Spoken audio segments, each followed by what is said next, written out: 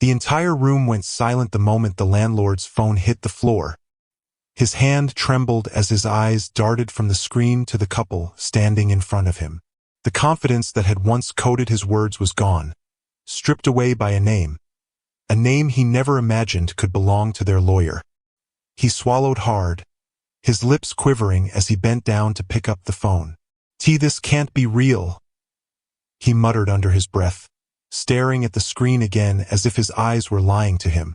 The young black couple, Marcus and Danielle, stood still by the door, watching him. Confusion lingered on their faces, but they could tell something had shifted, something big. Moments earlier, he had been firm, arrogant even, claiming the apartment was already taken, and that the neighborhood just wasn't a good fit for people like them. But now his eyes were wide with panic. The same man who had smirked at their disappointment now looked like he had seen a ghost. The silence grew heavier. Danielle crossed her arms, staring him down. "Is there a problem, Mr. Collins?" she asked, her tone calm but sharp. He opened his mouth, but no words came out. Just a nervous chuckle and a stutter. Just give me a moment," he said, voice cracking. His hands shook as he tried to unlock his phone again, scrolling through his messages, confirming the name he had just seen. Marcus stepped closer, lowering his voice. "Something wrong." The landlord looked up, sweat gathering at his temples. "I didn't know," he whispered. "I didn't know who your lawyer was." The couple exchanged glances. Danielle frowned. "And what difference does that make?" she asked, clearly irritated. Mr. Collins didn't answer. He simply stood there, eyes fixed on the screen, realizing the gravity of his mistake. The man he had refused to rent to was not just anyone, and their lawyer was someone he should have never crossed. But how did it all get here? It started 2 weeks earlier, in a small town outside of Atlanta. Marcus and Danielle Johnson had been married for just over 3 years. They were both professionals, Marcus, a high school teacher, and Danielle, a nurse. They'd been saving for months to move into a better neighborhood, a place closer to work, safer streets, and better schools for when they decided to start a family. They'd spent weeks searching online, driving to open houses, and talking to agents. But every time they found a place they liked, something always seemed to go wrong. A landlord would suddenly change their mind, an agent would stop responding, or someone else would get the place first. At first, they tried to ignore it. Maybe it was just bad luck, maybe timing. But after the 5th rejection, all under similar excuses, the pattern became clear. Danielle remembered one afternoon vividly. They had just toured a small 2-bedroom apartment in a quiet neighborhood. White picket fences, green lawns, and smiling neighbors walking dogs. The landlord, a cheerful-looking older woman named Mrs. Green, had seemed welcoming at first. She complimented their manners, smiled warmly, and even offered them lemonade. But the moment Marcus handed her their filled-out application and she noticed their last name, her tone shifted. "Oh," she said quietly, "you're the Johnsons." "Yes, ma'am," Marcus replied politely, unaware of what was coming. She cleared her throat and avoided eye contact. "Well, I actually might have made a mistake. I think someone else already showed interest earlier this morning." Danielle's smile faded. "But you said over the phone that no one had seen it yet." Mrs. Green forced a smile. "Yes, well, things change quickly. I'll keep your number, though, just in case." When they left, Marcus didn't say a word. But Danielle saw the way his jaw tightened as he drove away. That evening, as they sat in their small rental apartment, Danielle finally spoke. "You think it's because we're black?" Marcus sighed. "I don't want to jump to conclusions, but it's starting to feel like it. We share powerful stories that uncover hidden truths and challenge perspectives. Subscribe to stay updated, share to keep others safe, and comment where you're watching from." A week later, they came across a new listing online. A spacious townhouse, owned by a man named Walter Collins. The photos looked perfect. Modern kitchen, quiet area, fair rent. Danielle was instantly drawn to it. "This could be it," she said excitedly. Marcus smiled but stayed cautious. "Let's see how it goes." They set up a meeting for Saturday morning. When they arrived, Mr. Collins was already outside. A tall, middle-aged white man in a beige shirt, with a sharp face and slicked-back gray hair. He greeted them with a forced grin that didn't reach his eyes. "You must be the Johnsons," he said, glancing briefly at them. "Yes, sir," Marcus said, extending his hand. "We appreciate you meeting with us." Mr. Collins shook his hand quickly, then looked past them toward their car, a modest black sedan. His smile faltered. "Well, come on in," he said flatly. Inside, the house was spotless. Danielle instantly imagined them living there, movie nights, home-cooked dinners, maybe even a nursery one day. But as they toured the place, she noticed Mr. Collins's tone growing colder. He barely answered questions, often giving one-word replies. When Marcus mentioned his job as a teacher, Mr. Collins gave a short nod. But when Danielle proudly shared that she was a nurse at a local hospital, he just muttered, and walked off to another room. By the end of the tour, the tension was thick. Danielle could feel it, the same invisible wall she'd felt before. "So, what do you think?" Marcus asked as they returned to the living room. Before they could speak, Mr. Collins cut in. "Actually, I think I just found out the unit's no longer available." Danielle blinked. "Excuse me?" He cleared his throat. "Yeah, someone else made an offer this morning. I forgot to update the listing." Marcus frowned. "But we called you last night. You confirmed it was still open." Mr. Collins shrugged. "Things move fast in this area." Danielle's eyes narrowed. "You didn't even check your phone the whole time we were here." His jaw tightened. "Look, I don't have to explain my business. The house is taken. That's it." Marcus took a deep breath, his voice calm but firm. "Mr. Collins, if this has anything to do with us." "I said it's taken," the landlord snapped, cutting him off. "Now, if you'll excuse me, I have another appointment." Danielle stared at him in disbelief. "You're making a mistake," she said quietly. He smirked. "I don't think so." They walked out without another word. But later that night, Danielle couldn't sleep. Something about his tone, his smirk, the way he dismissed them. It burned inside her.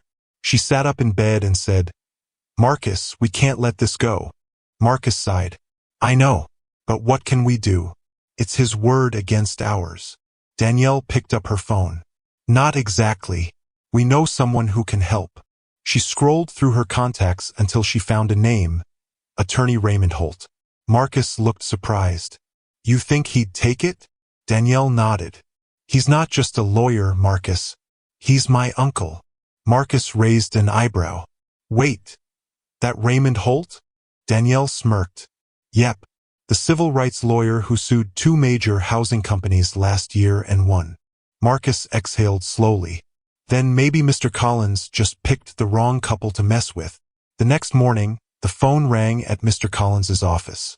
His assistant called out from the front desk, "Sir, you have a message from an attorney about the townhouse listing." He frowned. "An attorney? What attorney?" She handed him a card. He looked down, and that's when his face went pale. "Raymond Holt, Civil Rights Division." His hand trembled. He stared at the card, realizing he'd just crossed someone he should have never underestimated.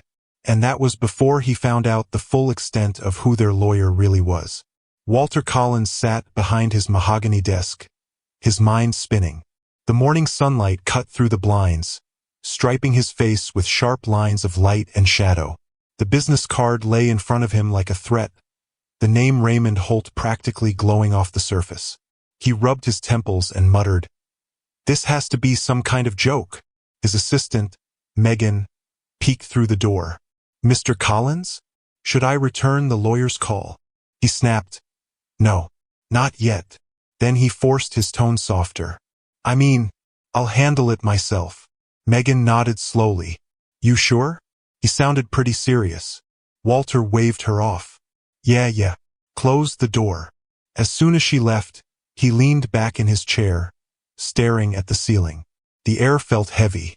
He had been in the rental business for years, long enough to know how to quietly filter who got in and who didn't. It wasn't something he said out loud, but he always told himself it was about protecting the neighborhood. He convinced himself that people like Marcus and Danielle just wouldn't fit in. He told himself he wasn't racist, just careful, just particular. But now, as he sat there with a lawyer's card in front of him, his stomach churned with dread. What if they really go through with it? What if they take me to court? He picked up the card again, reading the name over and over. He had heard of Raymond Holt before everyone in the housing business had. Holt was known for taking on discrimination cases and winning big. He wasn't the kind of man who sent warnings for no reason. Walter slammed his palm on the desk. How could this happen? I was careful, but deep down he knew he wasn't.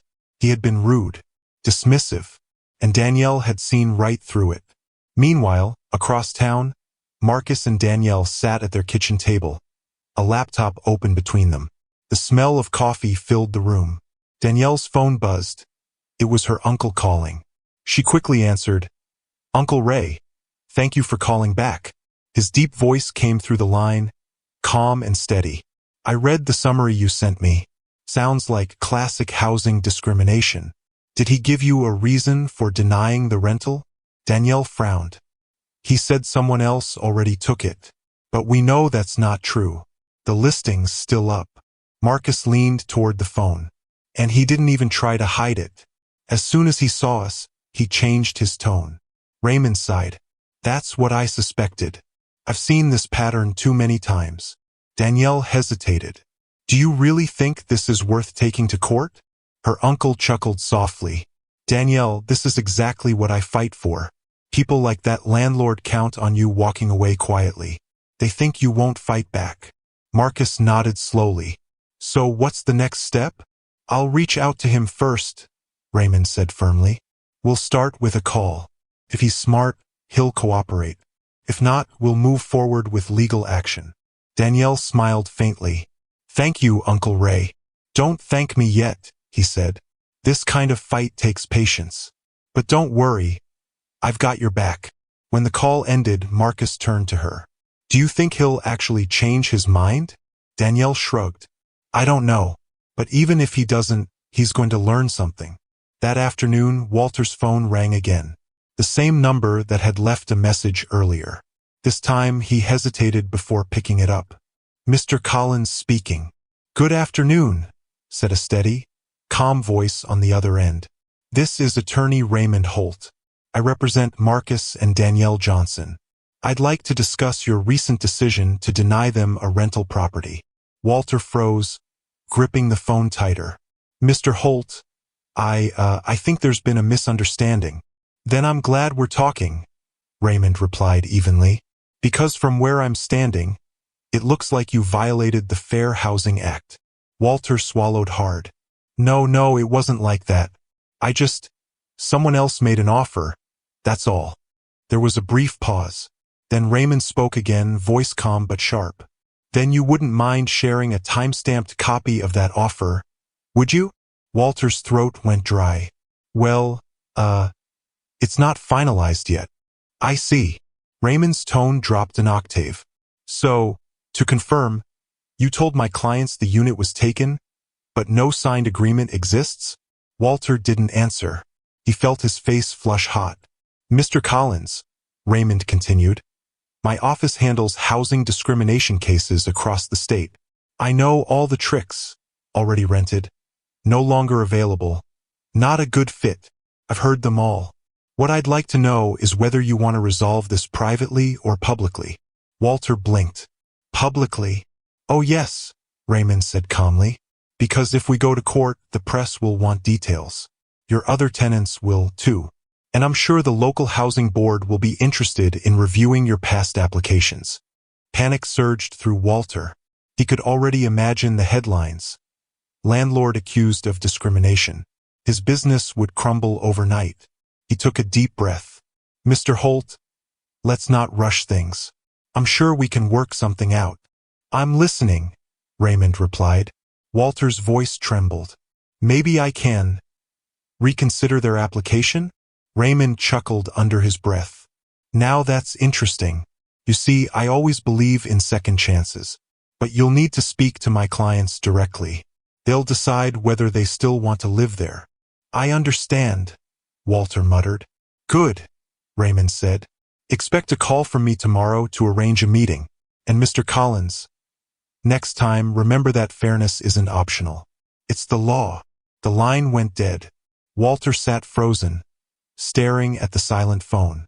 His chest felt tight, his palms sweaty. For the first time in years, he wasn't the one in control. That evening, he poured himself a drink and sat by the window, staring out at the fading sunset. The world outside looked calm, but his mind was anything but. He kept hearing Holt's words echoing in his head, publicly or privately. He didn't want trouble, but now trouble was already on his doorstep. Across town, Marcus and Danielle sat together on their small couch, holding hands. The weight that had pressed on them all week began to lift slightly. Danielle leaned her head on his shoulder. You think he'll call back? Marcus smiled faintly. After that phone call? Oh, he'll call. She chuckled softly. Good. Maybe he'll learn that we're not the kind of people you can just walk over. The night was quiet except for the sound of distant traffic. For the first time in days, Danielle felt hope flicker inside her. Not just for the apartment, but for justice. But unknown to them, Walter wasn't the kind of man who gave up easily. His pride was wounded, his reputation on the line. And people like him didn't like being backed into a corner. As the clock ticked past midnight, he picked up his phone again, scrolling through his contacts until he found one labeled Roger, Property Manager. He hesitated for a moment, then pressed call. When Roger answered, Walter's voice was low and tense. We've got a problem, and I need your help fixing it before it gets ugly. Roger Whitman was not the kind of man who asked questions. He was the quiet type, always in a pressed shirt, always on time, and always willing to do whatever his clients needed, as long as the paycheck was good. He'd been working under Walter Collins for nearly 7 years, managing several of his rental properties across town. When his phone buzzed that night, Roger was sitting on his porch, nursing a beer and scrolling through the evening news. Seeing Walter's name flash across his screen made him sigh. He answered reluctantly. Evening, Walt. What's going on? Walter's voice came through tight and shaky. Roger, I've got a situation. I need you to listen carefully. Roger leaned back in his chair. All right, shoot. You remember the townhouse on Birchwood Avenue? Yeah, the one you were showing last week. Well, Walter continued, his tone low, I turned down a couple that came to see it, but now they've got a lawyer involved. A big one. Roger frowned. What kind of lawyer? Walter hesitated. Raymond Holt. Roger nearly choked on his drink. That Raymond Holt? The civil rights guy. Exactly. And now he's threatening to take me to court over discrimination. Roger whistled. Man, you really stepped in it this time. Walter snapped. I didn't mean for this to happen. I just didn't want trouble in the neighborhood.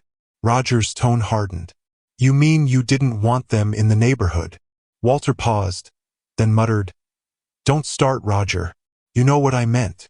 Roger shook his head. You always say that, but you never see how wrong it sounds. There was a tense silence. Then Walter said, Look, I need your help. If anyone asks, we need to make it look like the unit really was taken. I need you to back me up. Roger sat forward. You want me to lie?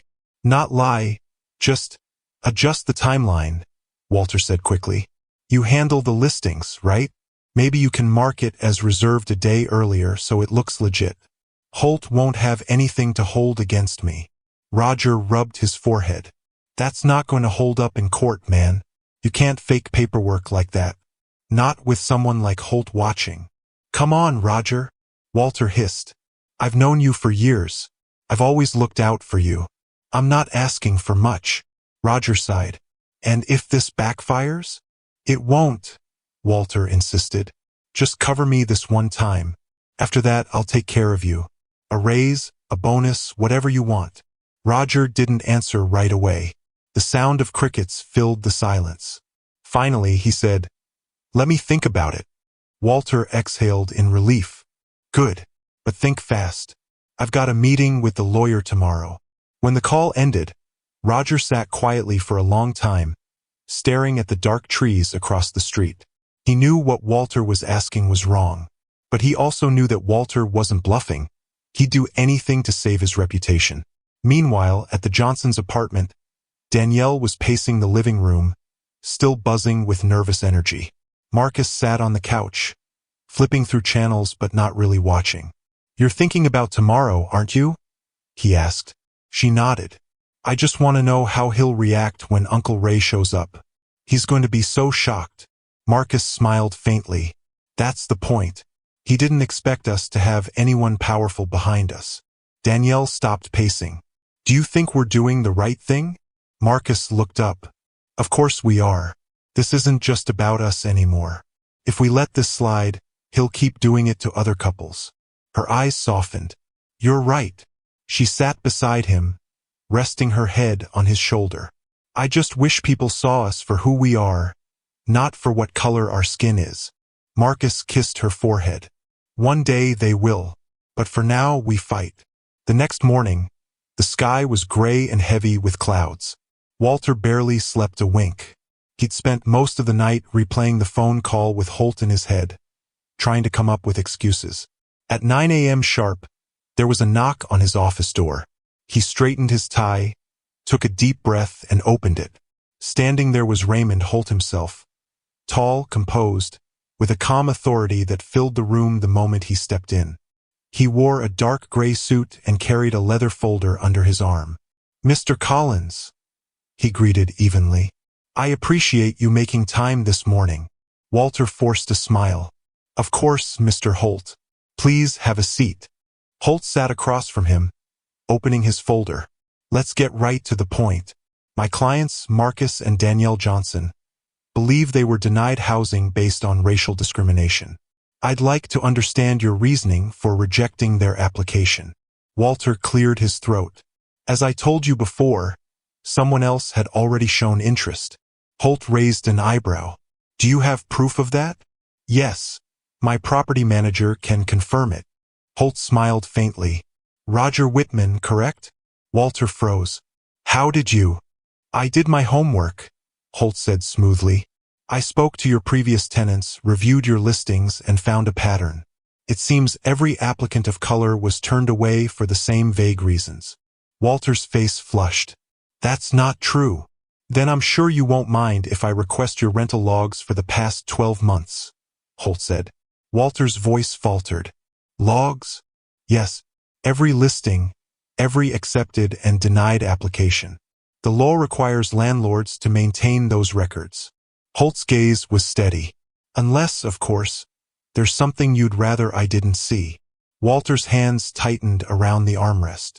He tried to keep his voice calm. "Mr. Holt, I assure you, there's no discrimination here. I treat everyone equally." Holt leaned forward. "Then why did you tell my clients the property was taken when it wasn't?"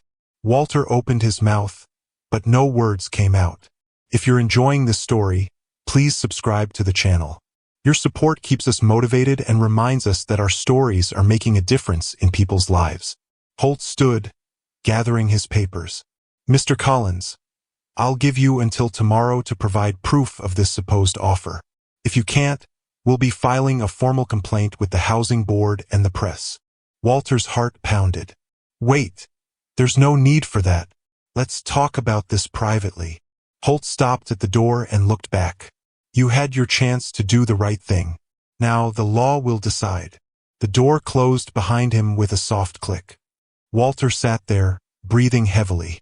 Sweat trickled down his forehead. Everything was slipping through his fingers. He reached for his phone, dialing Roger's number again. "Roger, it's me. I need that listing updated now.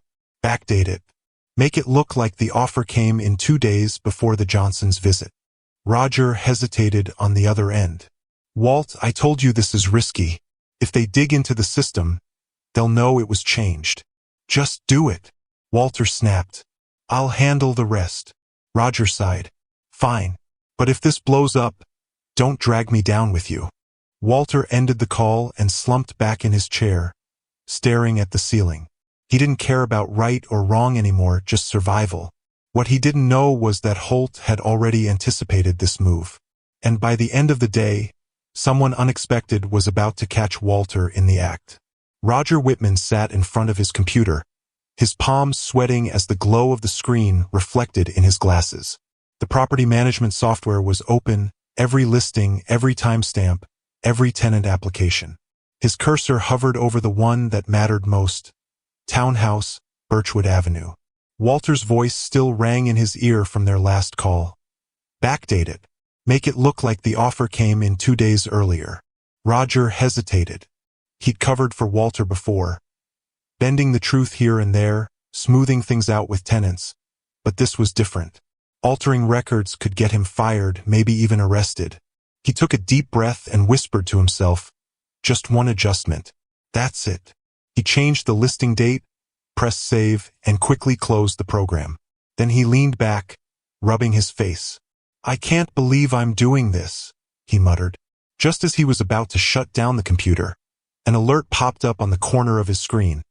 A message from the software's admin panel. System notice. All edits are automatically logged and timestamped for audit purposes. Roger froze. His stomach dropped. He scrolled back up and opened the system log. There it was in plain text. Listing updated by R. Whitman, timestamp 9:42 a.m., October 4th. His heart raced. He couldn't erase it. Every change left a digital footprint. He muttered a curse under his breath and grabbed his phone. Walter, we've got a problem. What now? Walter barked through the line. Roger lowered his voice. The system logs every edit. You can't hide it. If anyone checks, they'll see I just changed the date today. Walter went silent. Then, after a long pause, he said, Then no one can check it. Understand? Roger frowned. What do you mean? You're the property manager. You control access. Lock it down. Say the server's under maintenance or something. I just need time before that lawyer digs deeper. Roger hesitated. Walter, this is getting out of hand. Just do it. Walter snapped, his tone sharp and desperate. I'll handle the rest. Roger exhaled shakily. Fine, but this is the last time. He hung up and leaned back in his chair, staring blankly at the screen. For the first time in years, he felt like he was sitting on a live wire. One wrong move and everything would explode. Meanwhile, Danielle sat by the window of their apartment, watching the rain trickle down the glass. The meeting with her uncle that morning had gone better than she expected, but she could tell he was holding something back. Marcus came up behind her, wrapping his arms around her shoulders. You're quiet, he said softly. She smiled faintly. Just thinking.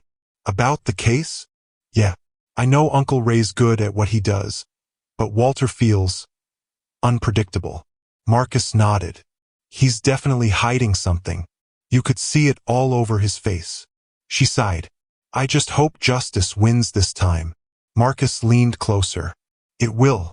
People like him always think they're untouchable, until the truth catches up. At that same moment, Raymond Holt was back in his office downtown, a coffee in one hand and a stack of papers in the other. His assistant, Lila, knocked and stepped in. Mr. Holt, she said, I got a copy of the Birchwood Avenue listing records you asked for. It took a bit of convincing, but the property system administrator sent over an audit log. Holt's eyes lit up. Already? Good work, Lila. Let's see it. She handed him a printed sheet. Holt scanned it carefully. It didn't take him long to find what he was looking for, a glaring inconsistency. He pointed at one entry. Right there. The listing was originally updated on September 30th, then suddenly edited again this morning, October 4th. Lila frowned. That's strange. Why would a property listing be changed after a discrimination complaint? Holt smirked. Because someone's trying to cover their tracks. He grabbed his phone and dialed a number. Time to pay Mr. Collins another visit. Walter was pacing his office when the knock came. He turned sharply. Who is it? The door opened, and there stood Raymond Holt again, umbrella in hand, raindrops glistening on his shoulders. Mr. Holt, Walter said, forcing a smile. I wasn't expecting you so soon. I don't like waiting when the truth's on the line, Holt replied evenly. I just reviewed your listing records. Care to explain why the property was edited this morning? Walter froze. What do you mean? The Birchwood listing, Holt continued, pulling out the printed log. It was changed today at 9:42 a.m. by your property manager, Roger Whitman. You told me yesterday that the unit was already taken days ago. Walter stammered. There must be a system error. Maybe Roger. Mr. Collins. Holt cut in sharply. Don't insult me. I've seen this tactic too many times. You lied, and then you tried to rewrite the truth. Walter's face turned red. You don't have proof that I told him to do that. Holt's expression stayed calm. Not yet, but Roger might. Walter blinked. What are you talking about? People make mistakes when they panic, Holt said, his voice steady. And I have a feeling your manager isn't as loyal as you think. Walter clenched his fists. You're bluffing. Holt slipped his papers back into his folder. Then we'll let the housing board decide. Either way, your attempt to alter records is now part of the case file. He turned toward the door, but before he left, he looked back and said, You could have avoided all of this if you just treated them fairly. When the door closed, Walter slammed his fist on the desk. That man's trying to ruin me. He grabbed his phone again, dialing Roger furiously. Roger, what did you tell him? Roger answered, sounding uneasy. Nothing. Why? What happened? He knows. He knows you changed the listing. Roger's voice cracked. How could he? I locked the system. Well, somehow he got the audit log. Walter shouted. Do you realize what this means? He can prove we tampered with evidence. Roger went silent. Walter's breathing quickened. Listen to me. If this gets out, I lose everything. You included. We're in this together, Roger. Do you understand? Roger swallowed hard. Walt, I didn't sign up for this. You're the one who. Don't you dare back out on me. Walter snapped. You're as deep in this as I am now. The line went dead. Walter leaned back, his chest heaving. He was trapped, and he knew it. His lies were unraveling faster than he could contain them. But that night, as the rain poured outside, Walter came up with one last plan. One desperate move that, in his mind, could still save him. Across town, Marcus and Danielle had no idea that while they slept peacefully, the man who had tried to deny them a home was plotting his next move. One that could turn the entire case upside down. And when morning came, everything would take a turn no one saw coming. The next morning, the sunlight peeked through the half-open blinds in the small guest room where Marcus and Tiana slept. The air was heavy with silence, the kind that followed disappointment. Marcus sat on the edge of the bed, elbows resting on his knees, staring at the carpet. Tiana, still lying down, watched him quietly. You didn't sleep at all, did you? She asked softly. Marcus shook his head. Not much to sleep on, he said. I kept thinking about what we could have done differently. We came prepared, polite with our documents, everything. And still, his voice trailed off, frustration trembling at the edge. Tiana sighed and sat up, pulling the blanket around her shoulders. It's not us, baby. It's him. That man looked at us and made up his mind before we even spoke. Marcus turned toward her. Yeah, but we can't let him win. We need that place, Tiana. It's close to my job, it's a good neighborhood, and it's where I want our family to start. She smiled faintly. Then we'll keep fighting. We didn't come this far to let some bitter old landlord decide our future. Downstairs, the smell of bacon and toast filled the air. Mrs. Jefferson, the elderly homeowner who had offered them a temporary place to stay, hummed a church hymn as she flipped pancakes. Her gray curls framed a face marked by both kindness and history. When she saw Marcus and Tiana come down, she turned off the stove and gave them a knowing look. You two didn't eat much last night, she said, sliding plates across the table. I thought maybe a good breakfast might help start your day better. Thank you, ma'am, Tiana said, smiling warmly. You've done so much already. Mrs. Jefferson waved her hand dismissively. Child, please. Back in my day, I saw too many young black folks lose heart because the world treated them unfairly. I won't let that happen to you. Marcus nodded respectfully. We appreciate that, ma'am. But it's hard to keep faith when people like Mr. Harlan keep standing in the way. Mrs. Jefferson leaned against the counter, folding her arms. Henry Harlan? That man's been renting in this town for years. I remember when my cousin tried to move into one of his properties, same story. Always found a reason to say no. Credit issues, income proof, timing not right. But you and I both know what he really means. Marcus clenched his jaw. Yeah, we know. The old woman looked at him for a long moment. What are you two planning to do now? Tiana looked up. We don't know yet. Maybe find another apartment. Mrs. Jefferson shook her head slowly. Don't give up so quick. Sometimes you gotta make people face what they fear most. Being wrong. Marcus frowned. What do you mean? Mrs. Jefferson smiled faintly. You'll see. That same afternoon, Marcus drove to his new job downtown, his mind still clouded with thoughts about the rejection. He worked as a project manager at a construction firm, and though he had only been there a month, his boss, Mr. Franklin, already trusted his work. But as Marcus sat in the break room during lunch, he couldn't help overhearing a familiar name. Harlan. Yeah, Henry Harlan, one of his coworkers said. Owns a bunch of rental properties around here. Heard he's having a hard time keeping up with building codes. City's on his back about inspections. Marcus's ears perked up. Wait, Harlan? The same guy who owns that apartment complex on Willow Drive. The coworker nodded. That's the one. Why? Marcus forced a calm tone. Oh, nothing. Just curious. His mind started racing. If what he heard was true, then maybe there was a way to hold Harlan accountable, not through anger but through justice. But he knew he needed help and he knew exactly who to call.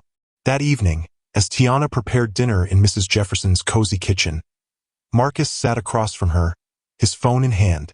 I think I might have found something, he said. Tiana looked up. About Harlan? Marcus nodded. He's been ignoring city codes, and people are starting to notice. If we could talk to someone who knows how to deal with that. Before he could finish, Mrs. Jefferson walked in, carrying her old laptop. I couldn't help overhearing, she said, setting it on the table. You know, I've got a niece who's a lawyer. Smart girl. Fought a discrimination case just last year and won. Tiana blinked. Really? Mrs. Jefferson smiled. Oh yes, her name's Camille Washington. She's sharp as a tack. If anyone can deal with a man like Harlan, it's her. Marcus exchanged a hopeful glance with Tiana. Do you think she'd talk to us? Baby, Mrs. Jefferson said with a proud grin. For me, she'll do more than talk. The next day, the couple met with Camille in a downtown office that overlooked the city skyline. She was in her mid-30s, tall, confident, and precise in her words. After listening to their story, she leaned back in her chair, her expression calm but calculating. So, she said, tapping a pen against her notepad, you're saying Mr. Harlan refused to rent to you after meeting you in person, even though your application met all his requirements? Yes, Tiana said. We showed proof of income, credit, everything. The only thing that changed was when he saw us. Camille nodded slowly. Classic case of housing discrimination. Marcus frowned. But how do we prove it? Camille smiled faintly. That's my job. She turned her laptop around, showing them a folder of cases. I've handled 5 just like this. Some landlords think they can hide behind excuses, but the law's clear. The Fair Housing Act forbids discrimination based on race. If we can gather enough evidence, he'll have to answer for it. Tiana's heart fluttered with a mix of hope and anxiety. Do you really think we can win? Camille's eyes hardened with quiet determination. I don't take cases I can't win. Marcus leaned forward. Then let's do it. Camille extended her hand. Welcome aboard. Let's make Mr. Harlan regret ever underestimating you. As they shook hands, Tiana felt a spark of strength return to her chest. For the first time since the rejection, she felt like the world might finally tip back in their favor. But outside Camille's office, as Marcus and Tiana walked toward their car, a familiar figure sat in a nearby cafe. He recognized Marcus immediately, and when his eyes drifted to the nameplate on the office door that read Camille Washington, attorney at law. His expression changed from smug confidence to unease. He pulled out his phone, muttering under his breath, "Washington. Why does that name sound familiar?" Then it hit him, and his face turned pale. The lawyer he'd just seen was not only one of the toughest housing attorneys in the state, she was also the daughter of the county judge who had fined him years ago for tenant mistreatment.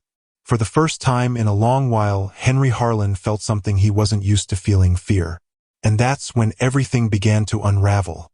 Henry Harlan sat alone in his office that night, the air thick with unease. The ticking of the old clock on the wall echoed louder than usual. His hand trembled slightly as he scrolled through his computer, typing Camille Washington lawyer discrimination cases into the search bar. The results made his stomach twist.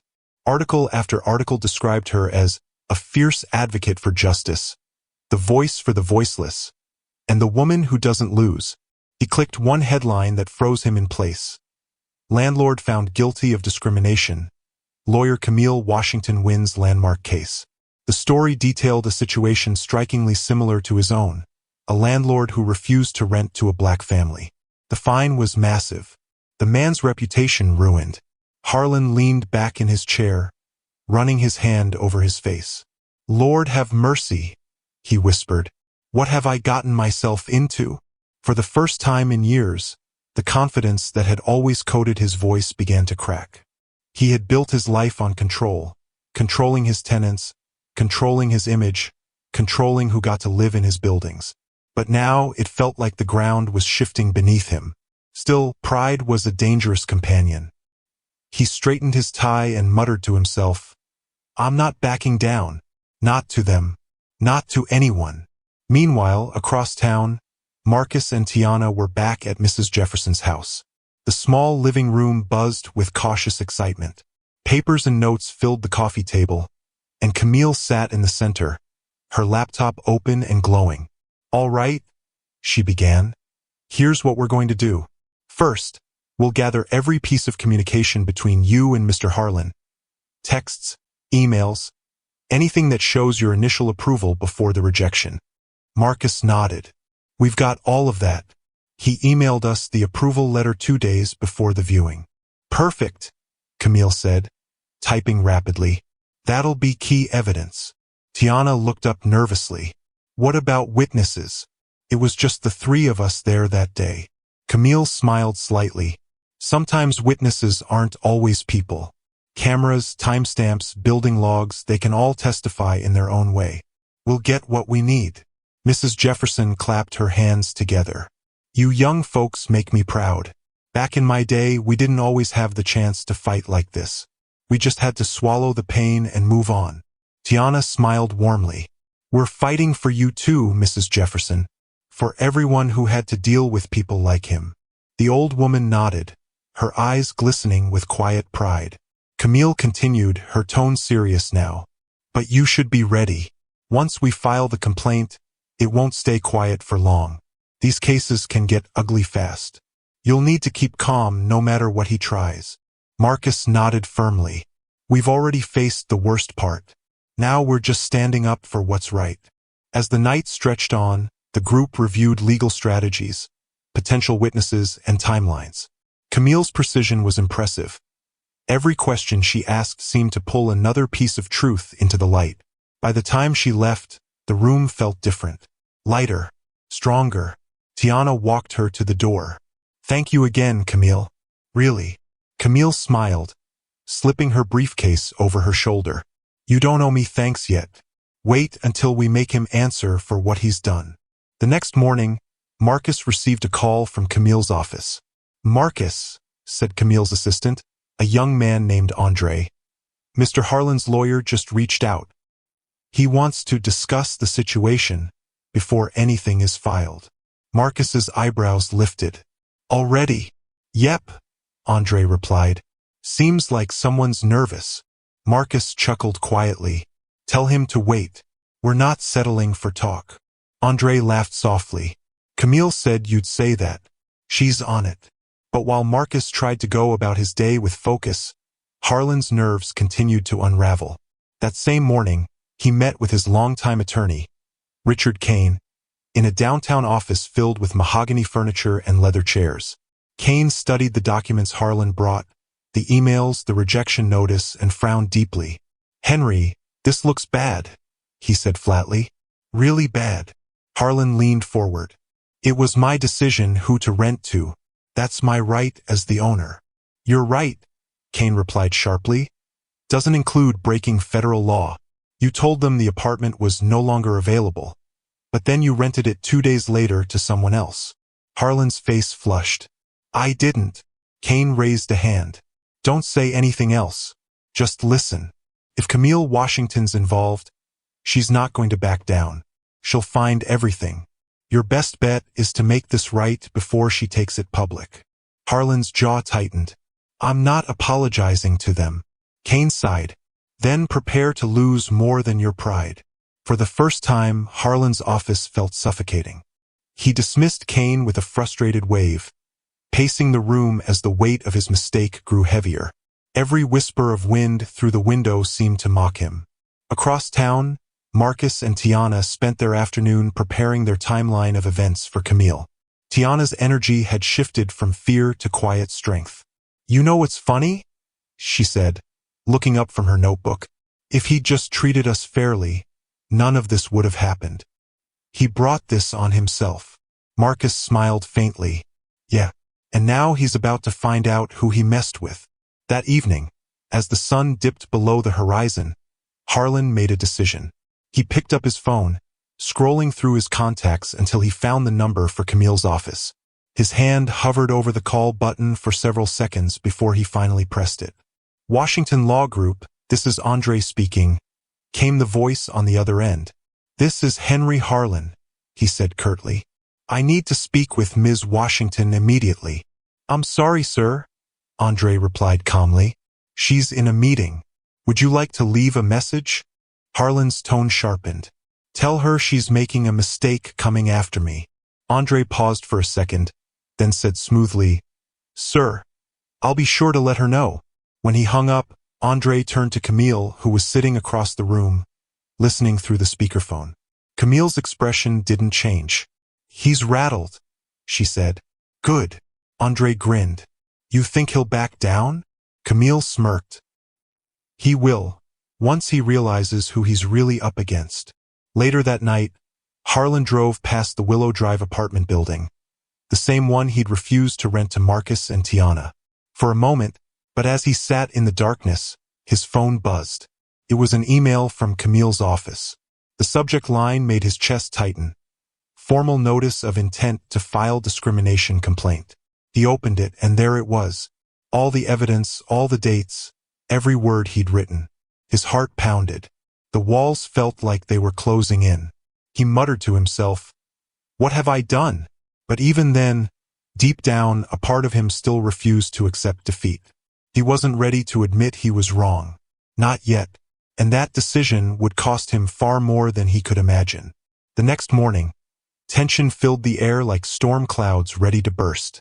The story had already started to ripple quietly through town. People who knew Harlan's reputation whispered in grocery aisles and church parking lots. "Did you hear? Someone's finally taking him to court." At his office, Harlan tried to keep his composure, but his assistant, a young woman named Grace, could see through it. His face was pale, his eyes restless. Every few minutes, he'd glance at his phone as if expecting bad news. "Mr. Harlan," Grace said cautiously. "Channel 9 News called again. They're asking for a statement about the discrimination complaint." He looked up sharply. "What complaint?" "Nothing's been filed yet." Grace shifted uncomfortably. "They said they received a tip from someone at the county office. They're doing a segment tonight." Harlan's heart skipped. "No, absolutely not. No cameras. No interviews. Tell them I have no comment." Grace nodded quickly and left the room, closing the door behind her. Harlan sat there, breathing hard, running his hands through his thinning gray hair.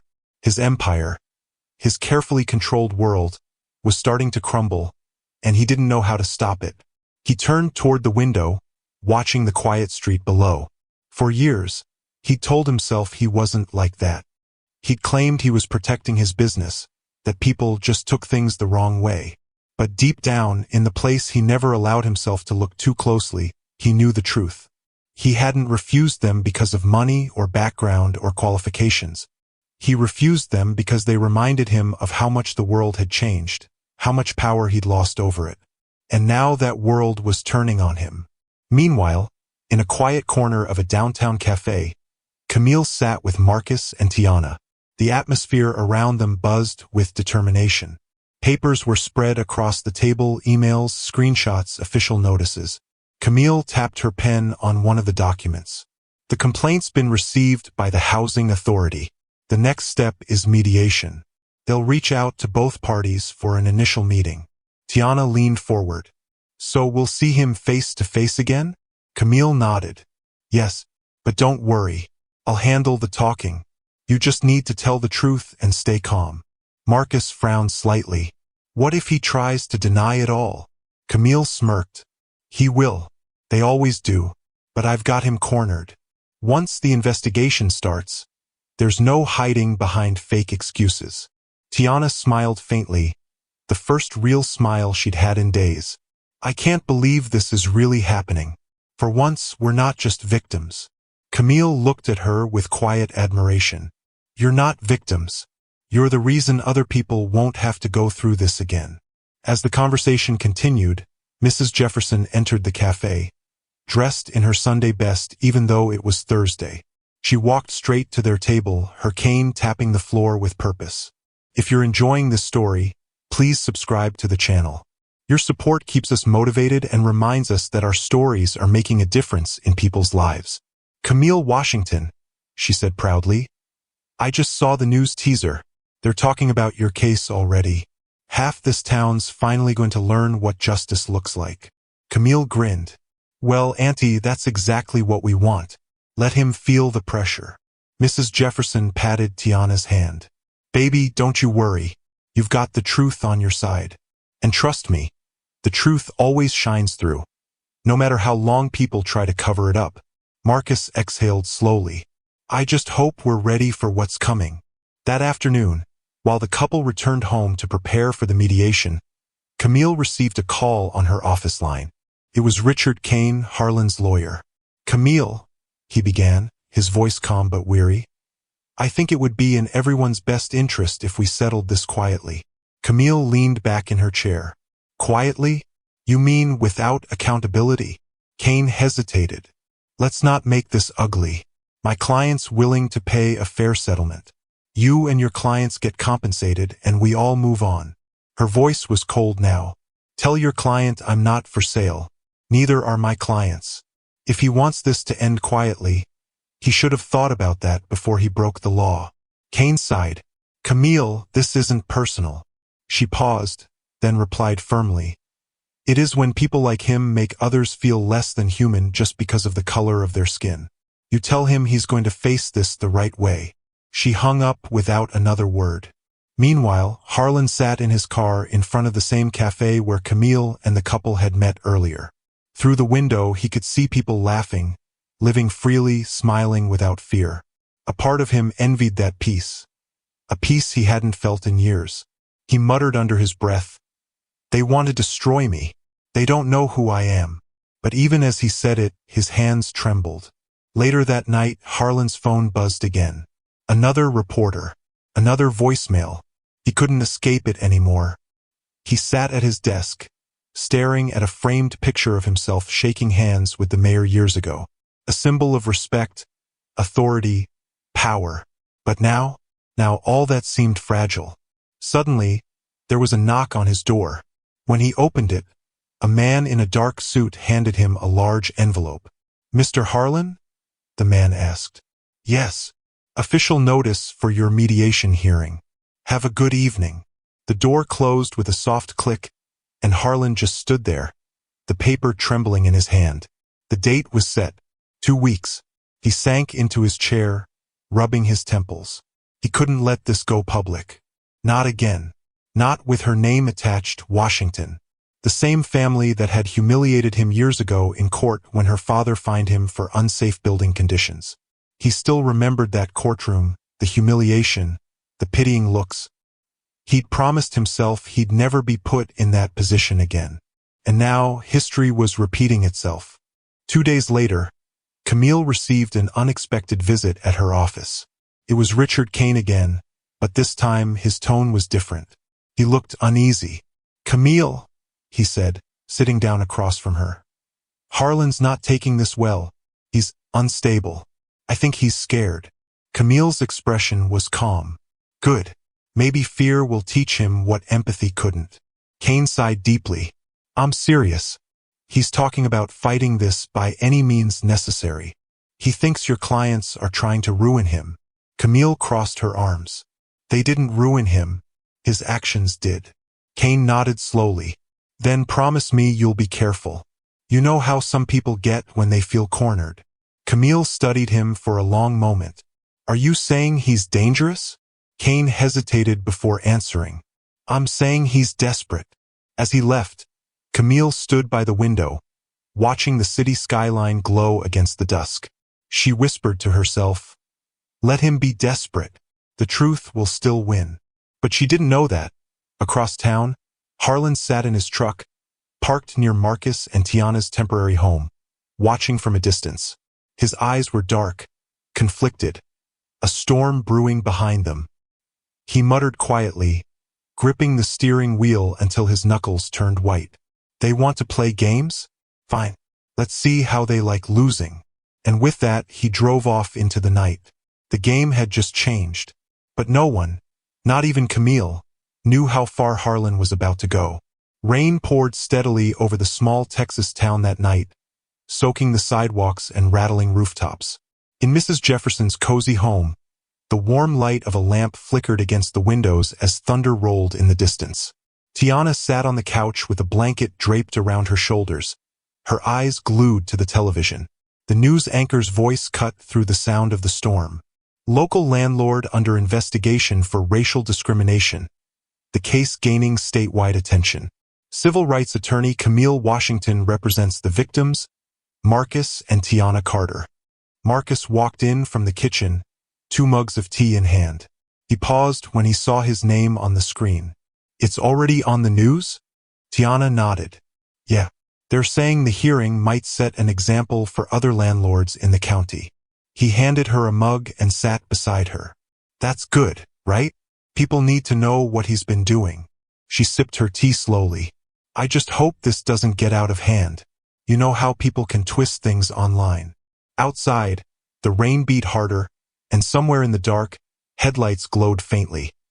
A pickup truck parked just down the street. Inside it sat Henry Harlan. His clothes were damp, his face pale, and his fingers tapped nervously against the steering wheel. He'd been driving for hours, trying to calm the storm inside his head. But every road seemed to lead back to one thought: they're trying to destroy me. He could still hear the reporter's voice in his head, repeating his name over and over. Landlord Henry Harlan, accused of discrimination. The words clung to him like mud. His phone had been ringing nonstop. Angry tenants, old business partners, even his church friends asking if it was true. At first, he tried denying it. "It's all lies," he'd said. "Just another setup." But deep down, the guilt was starting to seep through the cracks of his pride. Now, watching the warm light of Mrs. Jefferson's house from his truck, he saw shadows moving. Marcus walking across the living room, Tiana sitting close beside him. They looked peaceful, strong, and something in him twisted with envy and rage. "They're ruining everything I built," he whispered. He gripped the steering wheel harder. "If they want to play dirty, fine. I can play dirtier."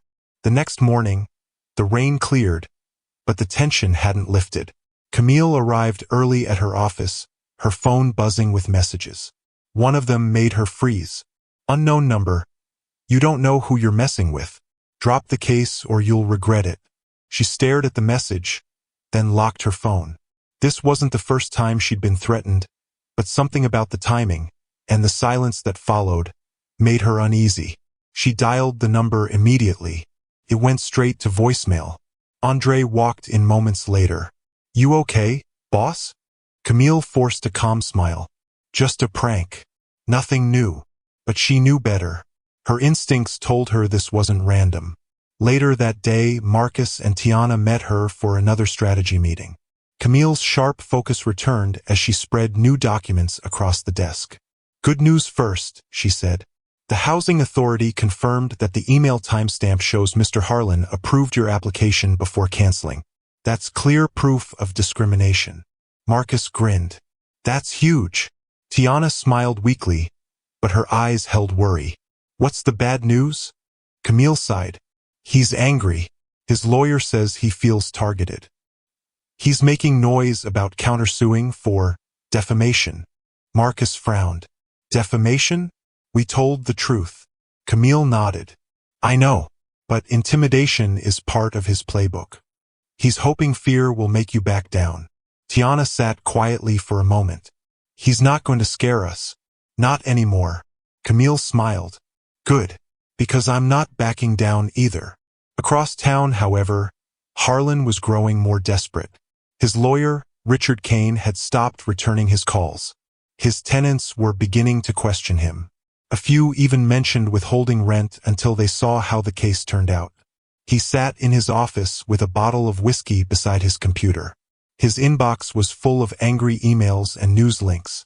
On social media, people were posting comments like, "Finally, someone stood up to that man." He slammed his hand on the desk. They don't know the full story, but the truth was, even he wasn't sure what story he believed anymore. That evening, he printed a stack of old photos. Pictures of him shaking hands with city officials, attending church fundraisers, smiling beside community leaders. He laid them out like evidence of who he used to be. He muttered under his breath, "I've done good things. I've helped people." But as he looked at those smiling faces, the image of Marcus and Tiana standing in his doorway crept into his mind. The way they looked at him after he told them the apartment was taken. He remembered the silence that followed, the hurt in their eyes. For the first time, he saw himself the way they must have seen him. An old man hiding behind excuses. He rubbed his forehead. "What have I become?" But that moment of clarity was short-lived. The next morning, someone slipped an anonymous letter under Camille's office door. It had no return address, no signature, just a folded piece of paper inside. She opened it and froze. Inside was a grainy photo of Marcus and Tiana sitting in Mrs. Jefferson's front yard, taken from a distance. Scrawled beneath the photo were 5 chilling words. "You've been warned. Stop now." Camille's stomach turned. She immediately locked her office door and called Andre.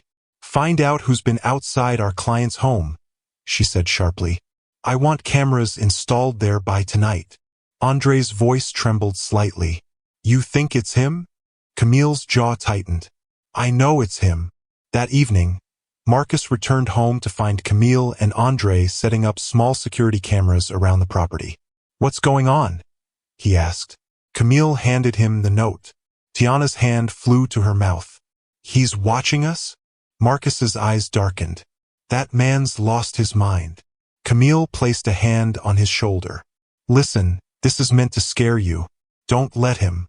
The more desperate he gets, the closer we are to winning." Tiana's voice trembled. "But what if he does something worse?" Camille met her eyes. "Then he'll be facing a lot more than a discrimination lawsuit."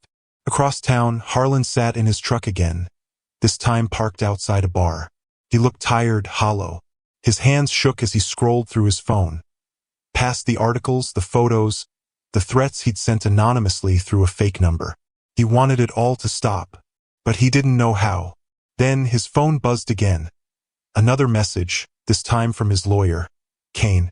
"Henry, the mediation is confirmed for next week. Camille will be there.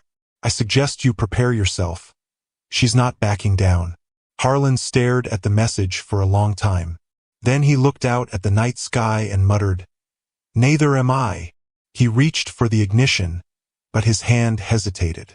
His reflection stared back at him in the dark window, tired, angry, afraid. For a long moment he didn't move. Then, slowly, a grim smile crept across his face. If they wanted a fight, he'd give them one. But no one, not even Camille, could predict just how far he was about to go. The morning of the mediation began under a heavy gray sky. the kind that seemed to press down on the town itself. The courthouse parking lot was half empty when Camille's black sedan pulled up. She stepped out with a file in one hand and her phone in the other, scanning the horizon as if expecting a storm. If you're enjoying this story, please subscribe to the channel. Your support keeps us motivated and reminds us that our stories are making a difference in people's lives. Inside the courthouse conference room, the air was thick with tension. The long oak table was polished to perfection, but everyone sitting around it carried their own kind of storm.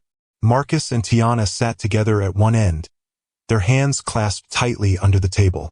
Across from them sat Henry Harlan, dressed in a dark suit that did nothing to hide the exhaustion in his face.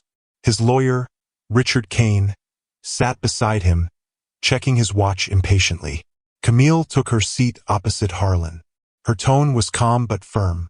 "Mr. Harlan, this is your opportunity to take responsibility for your actions. I hope you understand the seriousness of what's at stake." Harlan leaned back, eyes cold. "What's at stake is my reputation, Ms. Washington. One false accusation, and years of my work go down the drain." Camille raised an eyebrow. "False accusation?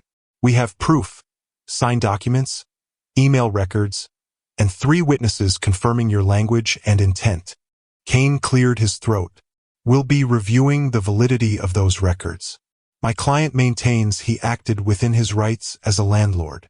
Marcus clenched his jaw. "You acted out of hate," he said quietly. The room went still. Harlan turned his head toward him slowly. "Watch your words, son. You don't know me." Marcus stood slightly, his voice steady. "No, I do. I know the way you looked at us when you said we didn't belong there. You knew exactly what you were doing." Camille placed a hand on Marcus's arm, signaling him to sit. "Let's keep this professional," she said, though her own pulse was racing. The mediator, a gray-haired woman named Judge Pearson, adjusted her glasses and interjected. "Let's proceed in order. Ms. Washington, please summarize your case." Camille opened her folder.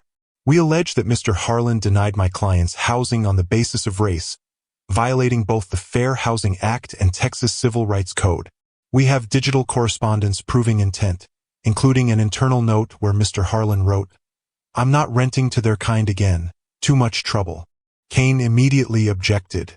"That note was taken out of context." Camille looked directly at him. "Context doesn't change meaning, Mr. Kane. The words speak for themselves." Across the table, Harlan's fingers tapped anxiously against the wood. Every word Camille said felt like a nail being driven into the coffin of his old life.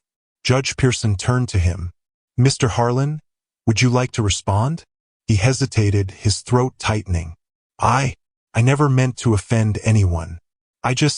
He stopped himself, voice trembling. "I just wanted tenants who respected the property. That's all." Tiana's eyes glistened. "Respect works both ways," she said softly. "We would have treated your property better than anyone. You didn't even give us a chance."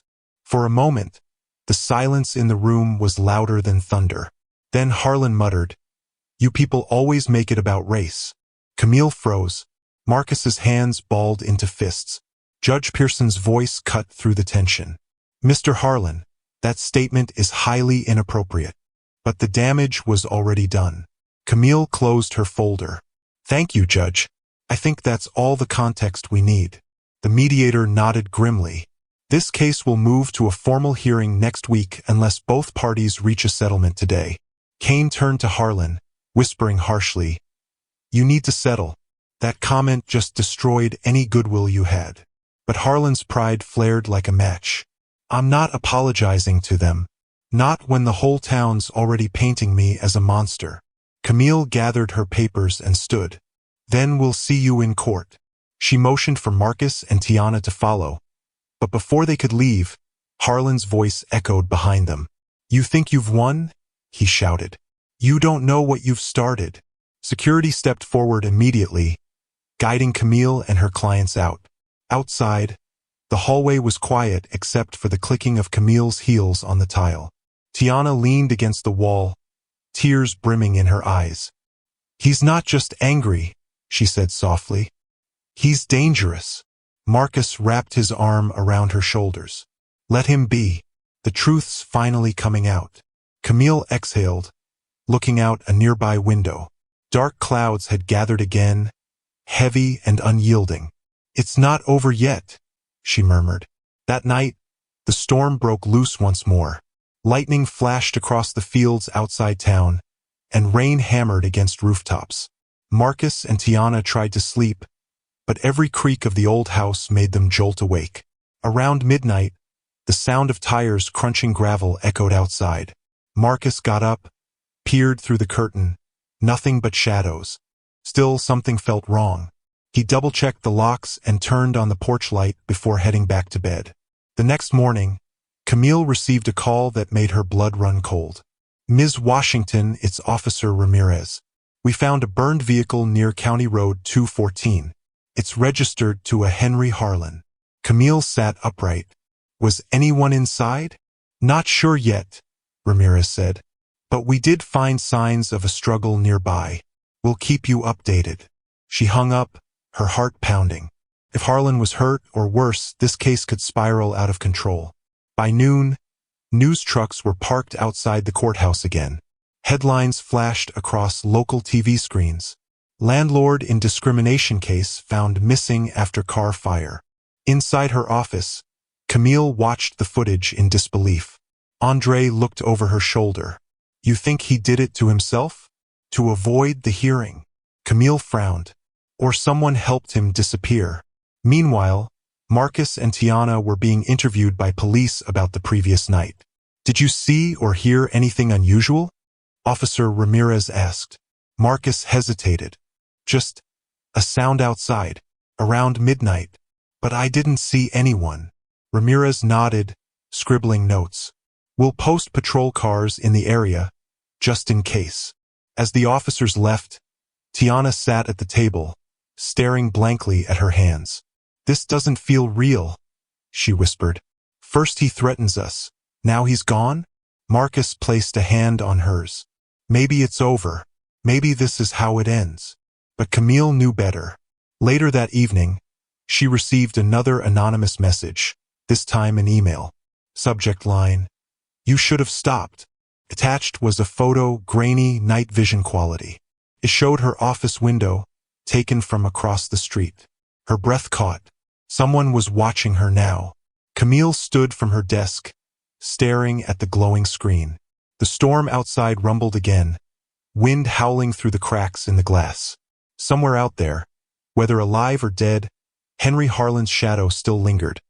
And whatever had started as a fight for justice had now turned into something far more dangerous. Something that wasn't finished yet. The next morning, the sun rose behind a thick haze, painting the sky a dull orange. It should have been a new day, but for Camille, it felt like the world hadn't moved at all. She sat in her office, staring at the image on her screen. The photograph of her window glowed faintly in the morning light, its shadows crawling across her desk like something alive. Andre knocked lightly before stepping in. You didn't go home? Camille shook her head, her voice low. I couldn't. Whoever sent that picture. They were outside this building last night. Andre frowned. You report it? I did, she replied. But the police can't trace the email. It was sent through a proxy. She leaned back, rubbing her temples. This is bigger than a simple hate case now. Someone's trying to scare us off. Andre sat across from her. Maybe it's connected to Harlan's disappearance. Maybe whoever burned his car wasn't him. Camille looked up slowly. Or maybe it was him, and he's just trying to make us think he's gone. At that moment, her phone rang. It was Officer Ramirez. Ms. Washington, we found something new at the crash site. You might want to come down here. When she arrived, the site was still cordoned off with yellow tape. The smell of burned rubber and wet ash clung to the air. Ramirez led her to the wreck, a twisted heap of metal and soot. We found this in the passenger seat, he said, holding out a scorched piece of paper inside a plastic sleeve. The top edge was blackened, but the words were still visible. You don't win by truth alone. Camille's blood ran cold. Was this his handwriting? Hard to say, Ramirez replied, but we'll compare it. For now, it's evidence. As they spoke, a detective approached holding a small envelope. We found this about 50 feet away in the mud. No fingerprints. Inside was a photo, the same photo Camille had received by email. Her chest tightened. This was sent to me last night. Ramirez's expression hardened. Then someone wanted you to see this, and they knew exactly where to find you. Later that afternoon, Camille met Marcus and Tiana at a cafe downtown. The place was quiet, but tension hung between them like static. Marcus spoke first. So what's going on with Harlan? Is he dead? Camille hesitated. We don't know, but there's evidence suggesting he might be alive, or that someone's pretending he is. Tiana leaned forward. What do you mean pretending? Camille showed them the photo. This was taken outside my office last night, and this same photo was found near his burned car. Whoever's behind this is watching all of us. Tiana gasped. You think he's coming after us? I don't know, Camille admitted. But until we find out, you two need to stay somewhere safe. Marcus shook his head. No, we've already run enough. If he wants to find us, he'll have to face us. Marcus, Camille began, but he cut her off. I'm tired of being afraid, Camille. I'm tired of people like him thinking they can push us down and walk away. If he's alive, he'll answer for what he did, one way or another. Camille saw the anger burning in his eyes, the kind of anger that could destroy or defend. Then let's make sure he answers the right way, she said. Through justice, not vengeance. As the three left the cafe, a figure sitting in a parked car across the street lowered his camera. The lens glinted once before the car rolled away quietly into traffic. That evening, the town was buzzing again. The local news station aired a news segment. A man claiming he saw someone who looked like Henry Harlan buying gasoline from a roadside station 2 nights earlier. The anchor's voice was sharp. If true, this sighting suggests the former landlord may have faked his death to escape investigation. Camille turned off the TV, her jaw tightening. He's alive, she whispered, and he's playing games. Her phone buzzed again. A text this time. Unknown number. Stop digging or you'll end up like him. She stared at the message, her heart pounding. She immediately forwarded it to Ramirez, who replied a minute later, Got it. Sit tight. Don't meet anyone alone. But Camille wasn't one to sit tight. She called Andre and said, I need every document Harlan ever signed. Bank accounts, tenants, partnerships, everything. Someone's helping him. Hours later, they uncovered something strange. A real estate record showed that 3 of Harlan's properties had quietly been transferred to a company called Greystone Holdings just a week before the discrimination case began. The owner, Douglas Wren, Harlan's old business partner. Camille's eyes narrowed. So that's who's bankrolling this. Andre frowned. Wren's a name I've heard before. He's been in lawsuits before, mostly for shady land deals. Camille grabbed her bag. Then it's time we pay him a visit. The next morning, Camille and Andre drove to Wren's estate, a sprawling property on the outskirts of town with iron gates and manicured lawns. The man himself, tall with slick gray hair and a smile that didn't reach his eyes, met them at the door. Ms. Washington, he said smoothly, I've heard about you. Quite the crusader, aren't you? Camille smiled politely. Just doing my job. Mind if we ask a few questions? Of course not, Wren replied, gesturing to a sitting room. Coffee? She declined. We found that you recently purchased several of Mr. Harlan's properties. He leaned back, feigning surprise. Yes, I did. Poor man was under so much stress. He wanted to sell off some assets. When exactly did you last see him? Camille asked. About a week before that fire, Wren said casually. He looked frightened. Said someone was watching him. Andre raised an eyebrow. And you didn't think to tell anyone? Wren shrugged. Didn't seem like my business. We weren't exactly friends by then. As Camille studied him, something felt off. The way he smiled too easily.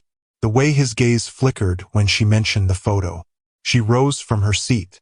Thank you for your time, Mr. Wren. I'm sure we'll be in touch again soon. When they stepped outside, Andre whispered, He's lying. Camille nodded. And he knows where Harlan is. As they reached their car, Camille's phone buzzed again. Another text from the unknown number. You shouldn't have gone there. Her breath caught. Andre looked around. Camille, get in the car. They sped off down the long dirt road, but a black SUV pulled out from behind the trees, following close behind. Andre's voice rose. We're being tailed. Camille glanced in the mirror. The SUV's headlights grew closer, blindingly bright. Keep driving, she said, gripping her seat. The road ahead curved sharply toward the river bridge, rain beginning to fall in heavy sheets. The SUV's engine roared louder, closing the gap. Andre swerved just in time to avoid the first hit. They're trying to push us off the road. Faster, Camille shouted. Water splashed across the windshield, the world narrowing into streaks of light and shadow. And then, with a violent jolt, the SUV rammed their rear bumper hard. Camille screamed as the car skidded sideways, spinning toward the edge of the bridge. The guardrail loomed. Metal groaned. And with a deafening crack, the car broke through the railing and plunged into the dark, rushing water below. The plunge into the river was chaos. Metal twisting, glass shattering, water roaring like thunder. Camille's scream was swallowed by the icy flood as the car hit the surface, the impact knocking the air from her lungs. For a few terrifying seconds, everything was noise and darkness. The sedan sank nose first into the current, bubbles rushing past as frigid water filled the cabin. Camille's mind snapped into survival mode. She unbuckled her seatbelt, coughing as muddy water rose to her chest. Andre, she yelled, voice muffled under the water. Andre was slumped over the steering wheel, dazed but breathing. The car lights flickered once, then died, leaving them in murky blackness. Camille fought against the rising panic, fumbling for her phone light. It still worked. A dim glow filled the flooded space. Come on, Andre, wake up, she shouted, shaking his shoulder. He groaned, blinking weakly. Wow, what happened? We're in the river. You need to move now. The car groaned as it tilted further downward. Water was already at their necks. Camille grabbed the glass breaker from the glove compartment, a precaution she always carried, and slammed it against the side window. The first hit bounced off. Camille, Andre gasped, coughing violently. Hurry! She hit again. This time, the glass cracked. A third strike shattered it completely, and a violent rush of cold water surged in, sweeping them both toward the opening. Camille held her breath, grabbed Andre's arm, and kicked with all her strength toward the surface.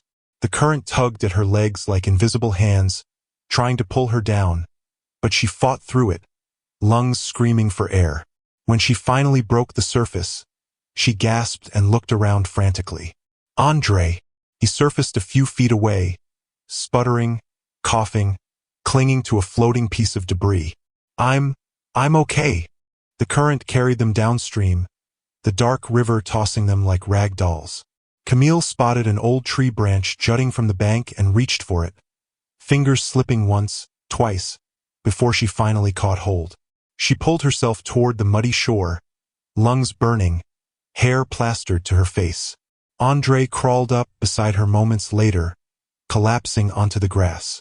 For a long time, neither spoke. The sound of rain and distant thunder filled the silence. When Camille finally caught her breath, she whispered, That wasn't random. They tried to kill us. Andre turned his head slowly, eyes wide. You think Ren sent them? Camille nodded grimly. Or Harlan. Either way, someone wanted us gone before we got any closer. Andre sat up, clutching his side. We need help. My phone's gone.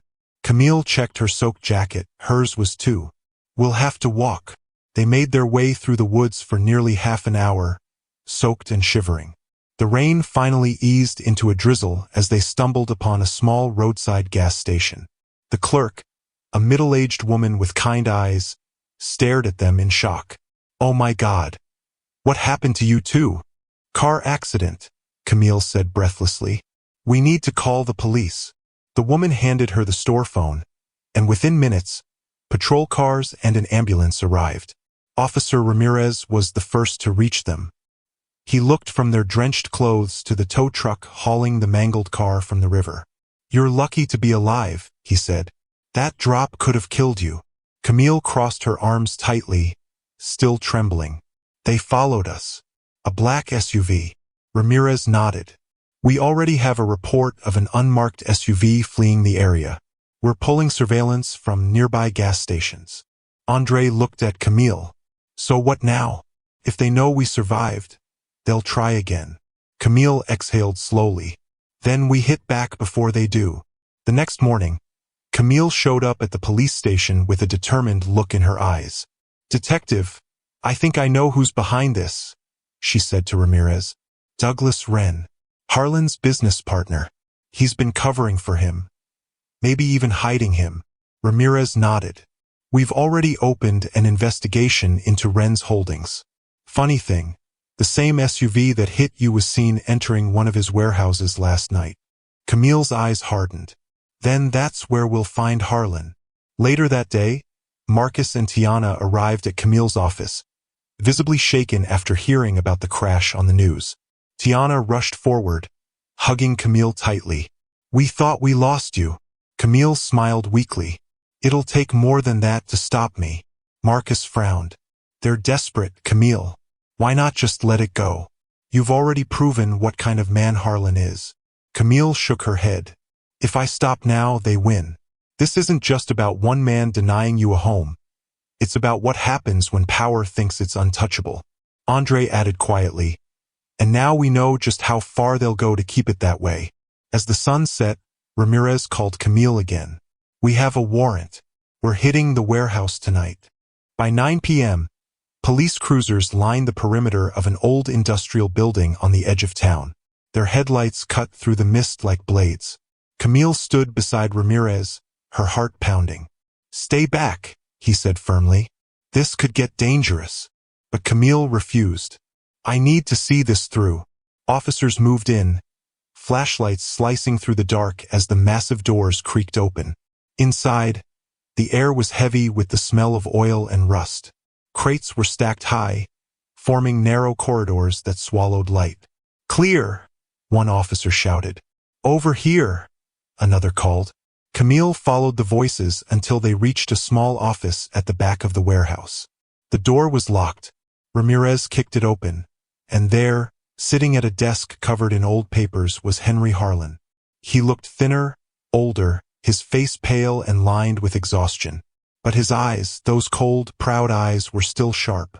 "Mr. Harlan," Ramirez said sternly, "you're under arrest." Harlan smiled faintly. "So the hero finally found me." Camille stepped forward. "Why run? Why hide after everything?" He chuckled dryly. "You think this was about hiding? No, this was about teaching you a lesson." Camille's stomach twisted. "You tried to kill us." "Not kill," he said calmly. "Silence. There's a difference." As officers cuffed him, Harlan turned to her one last time. "You don't know what you've started, Ms. Washington. People like me built this town. People like you just tear it apart." Camille stared at him, voice trembling with quiet strength. "No, Mr. Harlan. People like me remind it what's right." As they let him out, she noticed a stack of folders on the desk. The top one was labeled Greystone Holdings, Contracts. She flipped it open and froze. Inside were documents tying Douglas Wren directly to multiple fraudulent property transfers and bribed inspectors. She handed the folder to Ramirez. "Looks like Harlan wasn't the only one who needs arresting tonight." Ramirez nodded. "We'll take it from here." As the police escorted Harlan to the patrol car, he turned once more, his eyes gleaming in the flashing lights. "This isn't over," he hissed. Camille watched silently as the door slammed shut. Andre placed a hand on her shoulder. "You did it." She shook her head. "Not yet. Wren's still out there. And something tells me he's not going down without a fight." In the distance, thunder rumbled once again, low and threatening. The storm wasn't over. Not yet. The courtroom was silent, so silent that even the hum of the air conditioner felt too loud. The judge, an older woman with sharp eyes and calm authority, tapped her gavel lightly. "Court is now in session." The case of Thomas and Denise Walker versus Mr. Gerald Whitmore, landlord discrimination, will begin. Thomas sat beside Denise, both dressed neatly and composed, though anyone could see the tension in their shoulders. Across from them sat Gerald, his face pale and his hands shaking slightly. He'd never been in court before, never thought he'd have to be, and sitting at the front of the Walkers' table, calm and confident in her black suit, was their lawyer, Ava Williams. The same Ava whose name had sent Gerald's heart plummeting when he found out who she was. He had no idea that the woman he'd once refused to rent to, because of the color of her client's skin, was one of the most respected civil rights attorneys in the entire state. The judge turned toward her. "Ms. Williams, you may proceed." Ava stood slowly, straightened her blazer, and walked toward the center of the courtroom. Her voice, calm but firm, filled the room. "Your Honor, this case isn't about money. It's about respect. It's about what happens when someone decides another human being doesn't deserve a home.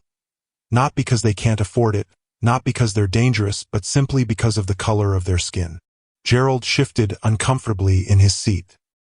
He looked down at the table, avoiding everyone's eyes. Ava continued. "The defendant, Mr. Whitmore, owns 3 rental properties in Pineville. When my clients, Thomas and Denise Walker, approached him with perfect credit, stable jobs, and reliable references, they were turned away. The next day, Mr. Whitmore rented the same property to another couple, with lower income and worse credit, who were white. A quiet murmur ran through the courtroom. Ava lifted a stack of papers from her desk. "We have text messages, recorded voicemails, and written communication between my clients and Mr. Whitmore. These clearly show the prejudice behind his decision." She paused, looking right at Gerald. "But beyond that, Your Honor, we have something stronger, truth." Denise looked down, tears forming in her eyes. Thomas reached over, holding her hand tightly. They'd fought too long, been humiliated too many times, but today felt different. Today felt like justice might finally speak. The defense lawyer, a nervous-looking man in his 40s, stood and tried to sound confident. "Your Honor, my client made a simple business decision. He had concerns about..." "Concerns about what?" Ava interrupted sharply. "About their credit? Their background? Or the fact that they were black?" The lawyer froze, his voice catching in his throat. The judge leaned forward. "Ms. Williams, please let him finish." Ava nodded slightly. "Of course, Your Honor. But the truth is clear." When the defense sat down, Ava called Thomas to the stand. He stood tall, though his hands trembled slightly. "Mr. Walker," Ava began, "can you tell the court what happened the day you met Mr. Whitmore?" Thomas took a deep breath. "We were excited. Denise and I had been saving for months. We saw the house, loved it instantly. It was perfect. When we met Mr. Whitmore, his smile dropped the moment he saw us. He didn't ask many questions, just said the place wasn't available anymore." Ava nodded. "And what did you find out later that day?" "That someone else moved in. A white couple." A hush spread across the courtroom again. Ava turned to the judge. "Your Honor, this isn't just one man's mistake. It's a pattern of discrimination. And if we don't stop it here, it continues. In housing, in jobs, in schools, it spreads quietly until people begin to think it's normal." Her voice grew softer now, more personal. "My clients didn't want to come to court. They wanted a home, but they also wanted their dignity back. This case isn't about revenge. It's about fairness."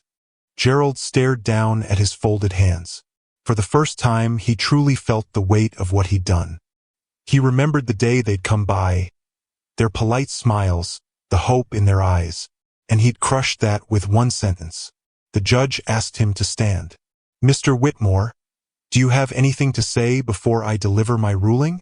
Gerald rose slowly, clearing his throat. His voice was shaky, but honest. "Your Honor, I was wrong. I didn't see people that day. I saw color, and that's something I'll regret for the rest of my life. They didn't deserve that." He glanced at Thomas and Denise. "I can't take back what I did, but I can admit it. I'm sorry." Thomas met his eyes coldly at first, then with a small nod. Denise looked away, tears sliding down her cheeks. The judge sighed deeply. Mr. Whitmore, your apology is noted. But discrimination under the Fair Housing Act is a serious offense. This court finds you guilty. Gasps rippled through the courtroom. Ava didn't flinch. She only nodded respectfully. The judge continued, you are ordered to pay damages to the plaintiffs and complete a mandatory community diversity program. The Walkers' record will also reflect that this incident occurred unlawfully and that they were wronged. Thomas and Denise held each other tightly. The relief on their faces was overwhelming. Outside the courthouse, reporters swarmed them with cameras. One of them shouted, Mr. Walker, how do you feel? Thomas smiled faintly. We feel seen, he said, and we feel like change might just be possible. Ava placed a hand on his shoulder. You two were brave. You stood up for something bigger than yourselves. As they walked away, Gerald stepped out quietly from behind the courthouse doors. He watched them go, regret heavy in his chest. But maybe, just maybe, this was his chance to start over, to change. That night, Gerald sat at his kitchen table, looking at an old family photo. His late wife, smiling, had always told him, you can't judge a soul by its skin. He finally understood what she meant. Meanwhile, in their new home across town, Thomas and Denise sat together on their couch. The walls were still bare, boxes still unpacked, but peace finally filled the air. Denise turned to Thomas and whispered, do you think he'll really change? Thomas looked at her and smiled. I think today changed all of us. Outside, rain began to fall softly against the window, washing away the dust of everything that had come before. And far across the city, Gerald picked up his phone. He scrolled through a list of tenants waiting for approval. This time, he didn't look at their last names or photos. He just looked at their qualifications. When he hit approve, he felt something he hadn't in years: peace. The world, he realized, could be cruel, but it could also heal. Sometimes, the hardest lessons were the ones that taught the most about being human. And though the scars of the past still lingered, something new had begun. Something better. Because kindness, when finally chosen, could rewrite even the darkest stories. Thank you for watching. If you found this story engaging, we invite you to share your thoughts in the comments below. Your perspective adds value to the conversation. To stay updated with future stories exploring themes of race, inequality, and the unexpected choices that shape lives, please consider subscribing to this channel. Your support helps us continue creating meaningful and thought-provoking content.